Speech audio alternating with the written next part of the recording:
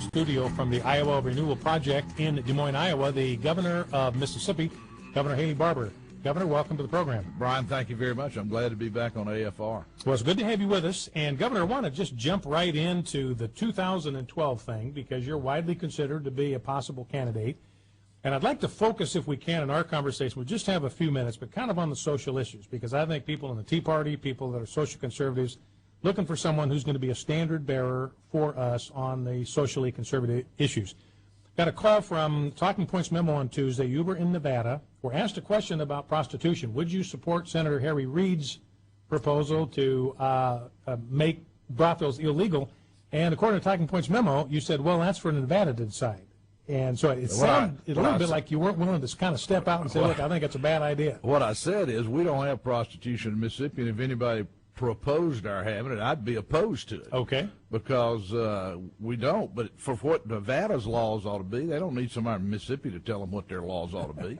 I mean that as a person who believes in the 10th Amendment. But it's silly to think we would have prostitution in Mississippi. Yeah. We certainly shouldn't. We don't and shouldn't. Yeah. Well, and that's what I told the reporter. I said, it sounds to me like Governor Barbour believes in the 10th Amendment and that this is an issue for Nevada to resolve. And, Brian, in fairness, most newspaper reporters quoted the whole thing, quoted me as saying, that's for Nevada, but we don't have it in Mississippi, and if somebody proposed it, I would be opposed to it.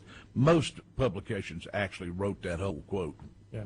Now let's talk for just a moment about what's going on in Libya. You might wind up being our commander-in-chief. How do you assess what President Obama did? A lot of criticism from conservatives. He did this without constitutional authorization. Do you agree that he violated the Constitution in authorizing military intervention in Libya without getting authorization from Congress first? I think we have seen where there have been very brief, surgical, precise operations. They have been done without congressional authorization. I think of when the Libyans attacked some Navy vessels in the Gulf of Sidra when Reagan was president. He shot down the Libyan planes. When something happens fast like that, and Reagan, by the way, I thought had the right attitude about this, that we need to be very, very cautious about projecting American military power into the world. When we do it, we need to do it with overwhelming power. We need to get it over with quickly and get our people out. He did that in Grenada. He did that in Panama. But what I don't think we need to do, and what we need to be really careful about, is getting into long exercises of nation building. I worry that what we're doing in Afghanistan, that we've had mission creep there so that the mission has changed and the resources that we have on the ground have no relationship to what we thought we were doing there. We're trying to win the war on terror. We need to win the war on terror and do what it takes. But do we need 100,000 American soldiers on the ground in Afghanistan when our own CIA says publicly that there are only 100 al-Qaeda in Afghanistan? And this is what concerns me. This is a matter of mission creep. Would I say I was not very, I don't want to be too critical of the administration while we've got people actually involved in action, but that seems to be about over. What concerned me was we can't let American military power be controlled by the Arab League, controlled by NATO, controlled by whatever, the EU. And that's what Obama's policy seemed to be. And if I'm being unfair to him, I would be glad for him to respond. But it seemed to be, we went over there and said, look, we're just one of the boys. What do y'all want to do? America is the leader of the world for a lot of reasons, and they're good reasons. And you can see today what happens when there's no leadership. All of a sudden, the thing is going sideways. Nobody knows what our mission is. Different groups are pulling out or at least concerned. But directly for a very short military mission that is, if it was just to create a no-fly zone like Clinton did in Bosnia, then I would say you don't need military authorization from Congress on the front end. If it gets to be more than that, I think you have to go back to Congress. Let me ask you another question about the military. We've just seen the lame duck session that the Democrats in Congress overturned the ban on open homosexual service in the military.